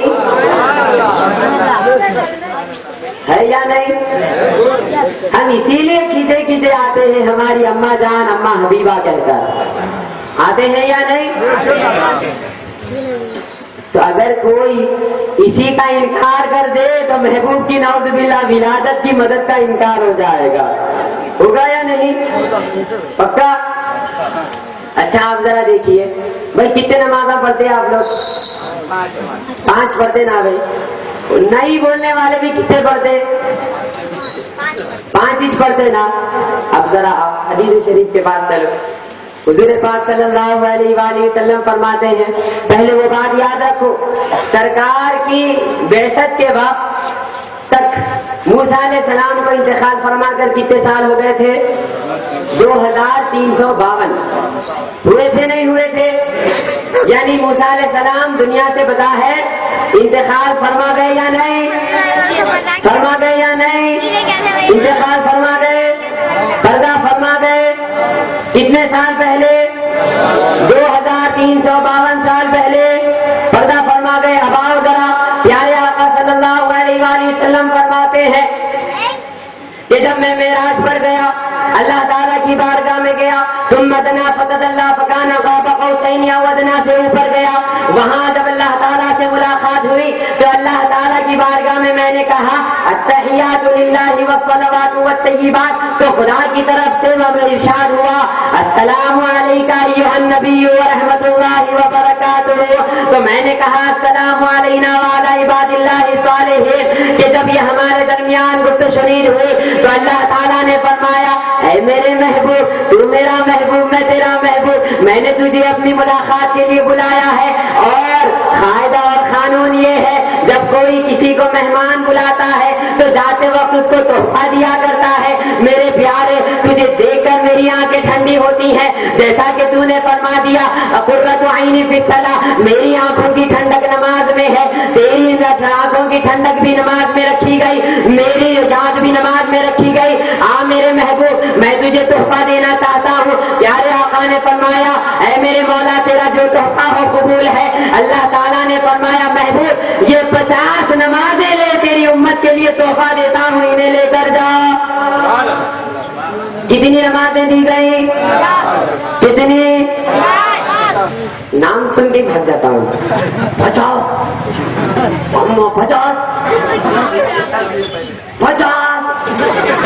ارے کیا صاحب، 5 نمازیں ہی بولے تو اتنا ظہر پڑھ کو آئے تو پھر اذان ہوتی، عصر پڑھ کو آئے تو پھر اذان ہوتی، پھر مغرب پڑھ کو آئے پھر اذان ہو جاتی۔ ارے 50 کیسا پڑھنا تھا؟ اجی صاحب آپ نہیں مانتے، جو لوگ انتقال کر گئے انہوں مدد نہیں کر سکتے بول کے، اب ذرا آؤ بیٹے، کہاں آؤ، ذرا اوپر چلو معراج کے وقت۔ جیسا ہی حضور پاک صلی اللہ علیہ وآلہ وسلم 50 نمازوں کا تحفہ لے کر ساتھ میں آسمان پر آئے، موسیٰ علیہ السلام رستے میں مل گئے۔ کون ملے؟ ان کی زبان میں بولو، وہ ملے جو پردہ فرما گئے تھے، ہے نا؟ موسیٰ علیہ السلام پردہ فرمائے نے فرمایا ارے سنیوں سے پوچھو عقیدہ کیا ہوتا ہے. سنی زندے سے بھی مدد لیتا ہے اور ایثار فرمائے ہوئے سے بھی مدد لیتا ہے. ہر کوئی سنی کی مدد کرتا ہے, یہ بدبخت بے مددے ہیں. تو فرماتے ہیں موسیٰ علیہ السلام نے پوچھے محبوب جب وہاں گئے تھے تو کچھ تحفہ تو ملا ہوگا, بتائیے کیا لائے. تو پیارے آقا نے فرمایا موسیٰ اللہ تعالیٰ نے 50 نمازیں عطا فرمائی.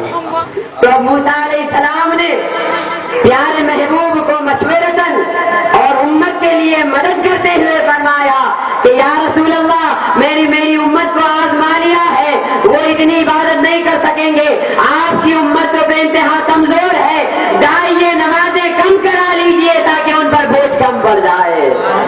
تو پیارے آقا جاتے ہیں, 5 نمازیں کم ہوتی ہیں, 45 رہی, پھر واپس آئے. پھر موسیٰ علیہ السلام نے پوچھا ارے کیا ہوا کتنی ہے؟ فرمایا 5 کم ہوئی ہے. موسیٰ علیہ السلام نے فرمایا نہیں اور کم کروائیے. پھر گئے پھر 5 کم ہوئی, پھر گئے پھر 5 کم ہوئی, پھر گئے پھر 5 کم ہوئی. 7 مرتبہ جانے کے بعد جب آئے تو اب کتنی رہ گئی؟ 5 نمازیں. تو موسیٰ علیہ السلام فرماتے ہیں کہ یا رسول اللہ مجھے یہ 5 بھی زائد نظر آتی ہے, امت اتنے بھی نہیں پڑھ سکے گی. فجر پڑھو تو کہے گی نیند میں تھا, ظہر پڑھو تو کہے گی کہ کاروبار میں تھا, عصر پڑھو تو کہے گی کہ رستے میں تھا, مغرب پڑھو کہیں گے تو کہہ دے گی کہ نہیں کچھ کام میں تھا, عشاء پڑھو تو کہہ دے گی کہ نہیں نیند میں تھا.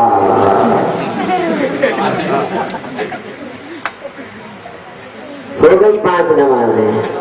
تو موسیٰ علیہ السلام نے فرمایا بہت ہے 5 نمازیں بھی. تو اللہ تعالیٰ نے وعدہ کیا نہیں محبوب 5 نمازیں رہنے دو. پیارے آقا نے فرمایا اب مجھے جا کر کم کرانے میں شرم آتی ہے, ایسا نہ ہو اب چلا جاؤں وہ 5 بھی چلی جائے, پھر بچے گا کیا لانے کے لیے؟ امت پوچھے گی آقا محبوب کے پاس گئے توبہ تو کیا کہوں گا؟ تو فرماتے ہیں پیارے آقا نے وہ 5 رہنے دی, اور اللہ تعالیٰ کے پیارے رسول حضرت موسیٰ علیہ السلام نے جس طرح آسمانوں پر قیامت تک کے ساری امت کی مدد فرمائی ہے اور ان کی نرمی کے لیے نمازوں کو کم کروا کر 5 نمازیں دی ہے, جس طرح موسیٰ علیہ السلام اللہ تعالیٰ کی طرف سے آسمانوں پر ہماری مدد کرتے رہے, اسی طرح خوش ہو جاؤ رحمت آباد والو, خدا نے یہاں پر حضرت رحمت اللہ تمہاری مدد کے لیے عطا فرمائے ہے.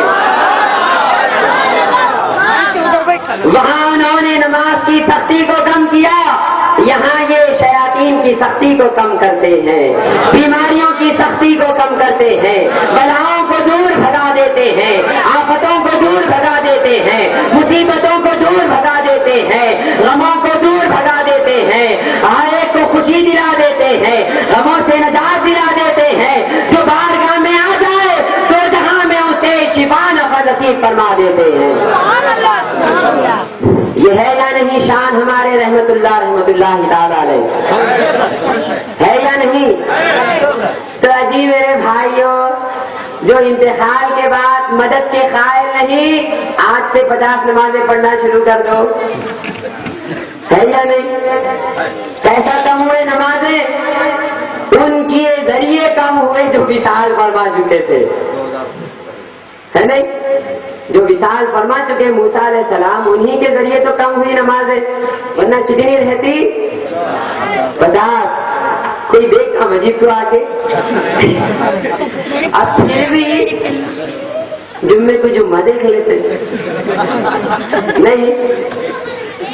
50 نمازوں میں ذرا اندازہ لگاؤ کتنے جمعے رہتے تھے ان کے, اندازہ لگاؤ بھائی جمعے کتنے رہتے ہوں گے, پھر کتنی دیر کو اذان ہوتی تھی ہوں گی, مولانا صاحب کو وہیں ٹھہرنا پڑتا تھا ہوں گا, ہے یا نہیں؟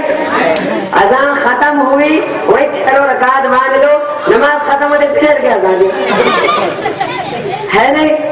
50 نمازیں 24 گھنٹے میں تقسیم کرو, کتنی دیر کو ایک نماز آئیں گی صبح شام نمازوں میں. تو بتائیے کس کی مدد سے 5 ہوئے؟ وہ موسیٰ علیہ السلام جو وصال فرما چکے تھے، ہے یا نہیں؟ ہم ایک ہی موضوع پر بات کر رہے ہیں، اور کچھ سنیں گے بس ہم بھی مول صاحب کو سنیں گے کچھ۔ اچھا اب ایک دو باتیں اور سن لیجئے کہ وصال فرمانے کے بعد بھی کیسی مدد کیا کرتے ہیں۔ اب ذرا سنیں، پیارے آقا صلی اللہ علیہ وآلہ وسلم کے پیارے چہیتے ایک واقعہ سیدنا غوث اعظم دستگیر رضی اللہ تعالیٰ عنہ کا سن لیتے ہیں۔ پیران پیر حضور غوث اعظم دستگیر رضی اللہ تعالیٰ عنہ فرماتے ہیں کہ میں ایک دن حضرت سیدنا امام احمد بن حنبل رضی اللہ تعالیٰ عنہ کی مزار پر گیا۔ کون امام احمد بن حنبل؟ 4 اماموں کو آپ جانتے ہیں نا، الحمدللہ سب جانتے ہیں نا، امام اعظم ابو حنیفہ رضی اللہ تعالیٰ عنہ، امام مالک رضی اللہ تعالیٰ عنہ، امام شافعی رضی اللہ تعالیٰ عنہ اور امام احمد بن حنبل رضی اللہ تعالیٰ عنہ ہیں۔ یہ چاروں امام حق ہیں، حق ہیں، حق ہیں۔ تو چوتھے امام کون سے ہیں؟ سیدنا امام احمد بن حنبل رضی اللہ تعالیٰ عنہ، اور خود حضور غوث اعظم دستگیر رضی اللہ تعالیٰ عنہ کے خواب میں آ کر آپ نے یہ فرمایا کہ اے غوث اعظم، آپ میرے مسلک میں آ کر حنبلی ہو جائیں تاکہ میرا مسلک قیامت تک باقی رہ جائے۔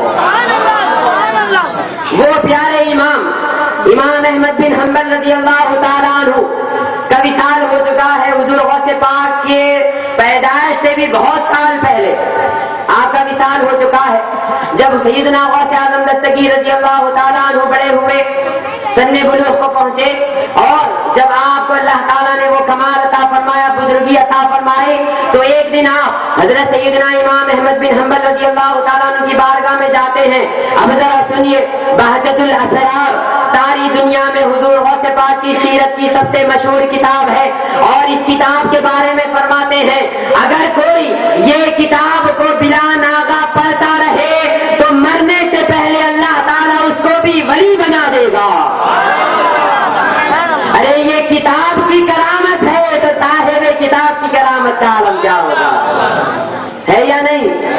اس بہجت الاسرار میں فرماتے ہیں کہ ایک دن سیدنا غوث اعظم دستگیر رضی اللہ تعالیٰ عنہ سیدنا امام احمد بن حنبل رضی اللہ تعالیٰ عنہ کی مزار پر گئے تو اے وہ لوگوں ذرا سن لو، مر گیا سو والا مٹی بن جاتا ہے، مدد نہیں کر سکتا، ذرا یہاں دے۔ پیارے غوث پاک جیسے ہی مزار پر گئے، آپ فرماتے ہیں خدا کی قسم مزار پھٹی، احمد بن حنبل باہر نکلے اور انہوں نے مجھے گلے سے لگا لیا۔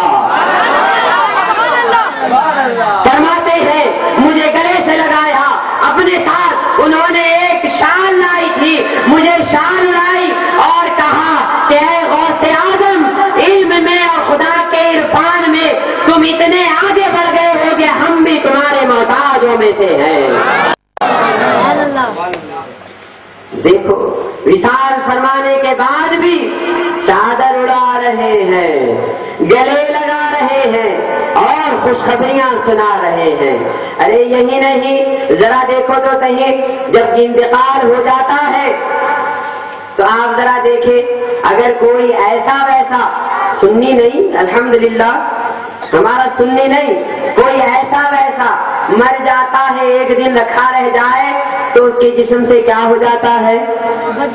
بدبو پھوٹ جاتی ہے، کوئی قریب نہیں جاتا۔ ارے بھائی کل تک تو گلے مل رہے تھے، کل تک تو کھا رہے تھے، کھلا رہے تھے، ساتھ اٹھ رہے تھے، بیٹھ رہے تھے، آ رہے تھے، جا رہے تھے، مگر یہ کیا بات ہوئی؟ تو کہا جائے گا کہ نہیں صاحب ابھی تک انہوں زندہ تھے، کم وقت مر گیا، بدبو پھیل گئی، ہم اس سے دور ہو گیا، ہم اس سے دور ہو گئے۔ تو معلوم یہ ہوا جو مر جاتا ہے اس سے بدبو آتی ہے۔ لیکن ذرا سنو، تم نے بڑا ہی نام سنا ہوگا سیدنا امام بخاری علیہ رحمت و رضوان کا، سنا ہے نا؟ یہ بدبودار بھی کم وقت پکارتے پھرتے ہیں، بخاری میں ہے تو بتاؤ، کیا بولتے؟ یہ حدیث اب بخاری میں ہے تو بتاؤ، مانیں گے؟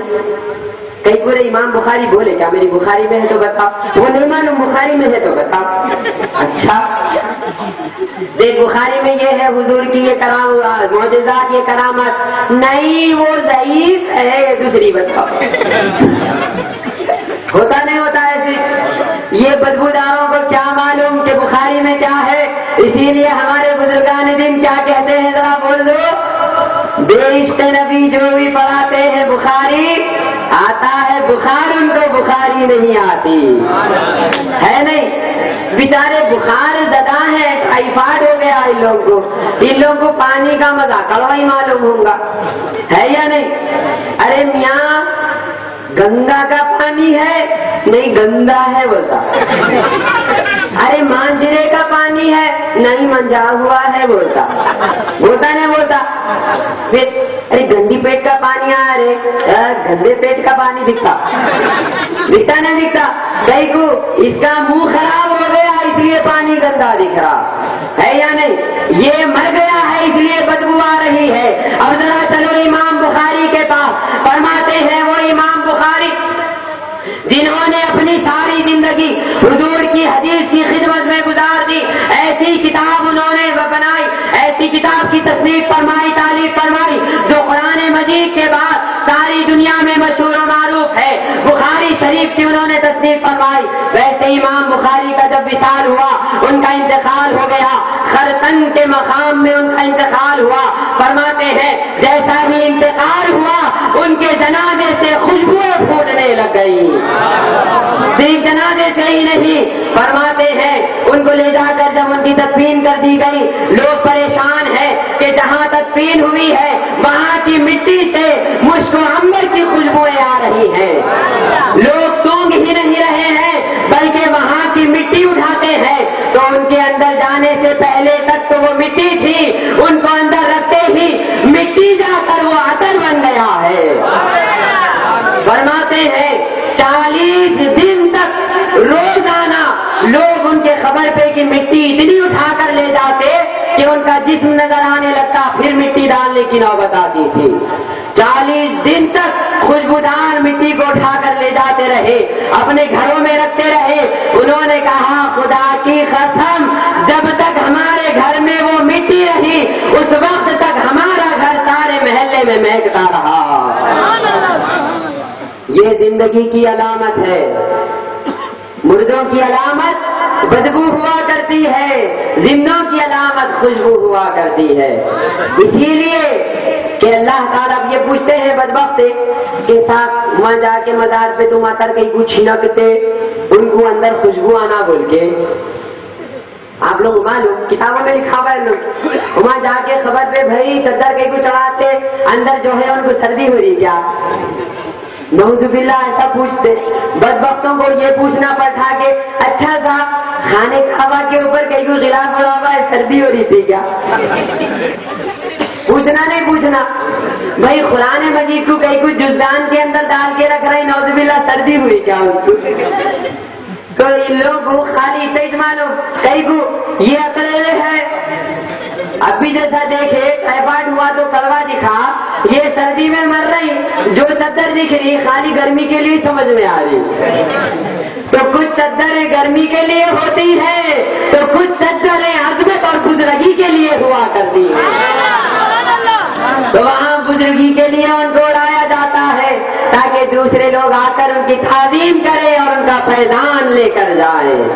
اور خوشبوئیں کیوں چھڑکی جاتی ہے کہ ارے کیا تم نے نہیں دیکھا اللہ تعالیٰ کیا فرماتا ہے جب اندر رکھ لیا جاتا ہے کسی مومن کو تو اللہ تعالیٰ فرماتا ہے کہ یہ میرا بندہ میرا پیارا بندہ تھا، دنیا میں میرا موحد تھا، یہاں پر بھی اس نے میرے محبوب کو پہچان لیا۔ وَافْتَرِشُوا فِرَاشَ الْجَنَّةِ وَافْتَحُوا بَابًا إِلَى الْجَنَّةِ فَجَاءَ مِنْهُ رَوْحٌ وَرَيْحَانٌ کہ اللہ تعالیٰ فرماتا ہے ان کی قبر میں بچھونا بچھا دو، خدا کی طرف سے اندر بچھونا بچھتا ہے، ہم سنیوں کی طرف سے اوپر چادر چڑھائی جاتی ہے، کہو سبحان اللہ۔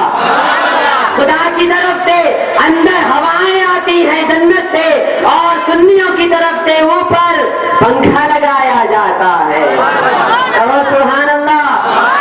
اللہ تعالیٰ کی طرف سے جنت سے خوشبوئیں آتی ہیں اور سنیوں کی طرف سے عطر چھڑکا جاتا ہے، تو ہم اللہ تعالیٰ کی سنت ادا کر رہے ہیں، تمہارے گئی کچھ جھڑکا لگ رہا، ہم خدا کی سنت ادا کر رہے ہیں۔ اچھا یہ ہوتا پھر پھول کے کو ڈالتے اوپر، ہم بولتے بھائی کوئی تر چیز اگر مزار پر ڈالی جائے تو اس تر چیز کی وجہ سے صاحب مزار کے اوپر اگر عذاب ہو رہا ہو تو ہر زندہ چیز خدا کا ذکر کرتی ہے، اور جہاں خدا کا ذکر ہو وہاں عذاب نہیں آتا، اس لیے پھول چڑھاتے ہیں۔ تو بولے اچھا تو کیا اولیاء اللہ کو بھی عذاب ہوتا؟ ہم بولتے ارے بدبخت، دیکھ بھائی اگر بخار رہا طاقت کی دوا دیے تو بخار چلے جاتا، اچھا ہو جاتا، تندرست کو طاقت کی دوا دیے تو چار کو اٹھا کے نہیں پٹکتا۔ ارے بولو بھائی، بخار رہے تو والے کو دوا دیے طاقت کی، کیا ہوا اس کو؟ پہلے جیسا تھا ویسا ہو کے ہٹا کٹا اپنی حالت میں آ گیا۔ ایک پہلے سے ہٹا کٹا جم کو جا رہا، دوا کے ڈن بیٹھا مار کے آ رہا، اس کو آپ طاقت کی دوا دیا، آ جاؤ کوئی ہے بول کے پٹا مار کے آتا انہیں میدان میں۔ کیا مطلب ہوا؟ وہ دوا جو وہاں پر بیماری دور کر رہی تھی یہاں پر طاقت میں اضافہ کر رہی ہے، وہی وہ پھول جو گناہگار کے پاس عذاب کو دور کرتے ہیں تو ولی اللہ کے درجوں کو بلند کیا کرتے ہیں، ہے یا نہیں؟ اب کیا بولتا معلوم؟ اچھا تو سب تر چیزیں ڈال سکتے نا بھائی؟ ہاں یہ گاجر مولی آلو بیگن بھی تو تر ہے نا صاحب، یہ دالو لکھ جائے گا۔ ارے کم بخت، اللہ تعالیٰ نہیں فرمائے کلو واشربوا ولا تسرفوا، کھاؤ پیو مگر فضول خرچی مت کرو، یہ چیز کھانے کی ہے کھاتے ہیں، وہ چیز ڈالنے کی ہے وہی ڈالتے ہیں۔ اللہ تعالیٰ نے سنی بنایا ہے تو چیزوں کے درمیان امتیاز کرنا بھی سکھا دیا ہے انہی اولیاء اللہ کے صدقے دوپہر میں۔ تو بتائیے کیا وصال فرمانے والے مدد کر سکتے ہیں؟ بے شک کرتے ہیں۔ وصال جنہوں نے فرمایا ہے کیا وہ قبر میں زندہ رہتے ہیں؟ بے شک رہتے ہیں۔ جب زندہ رہتے ہیں تبھی تو ہم حضور غوث پاک کی 11ویں کے وقت غمگین نہیں ہوتے بلکہ خوشی منایا کرتے ہیں۔ اللہ تعالیٰ سے دعا ہے کہنے سننے زیادہ عمل کرنے کی توفیق عطا فرمائے، اپنے حبیب مکرم صلی اللہ علیہ وآلہ وسلم کے صدقے دوفیل میں دو جہاں میں اولیاء اللہ کا غلام بنا کر رکھے، اہل سنت میں ہمیں جلائے، اہل سنت ہی میں موت عطا فرمائے، ہمیں 5 وقت کا نمازی بنائے۔ وآخر دعوانا الحمدللہ رب العالمین۔ السلام علیکم ورحمۃ اللہ وبرکاتہ۔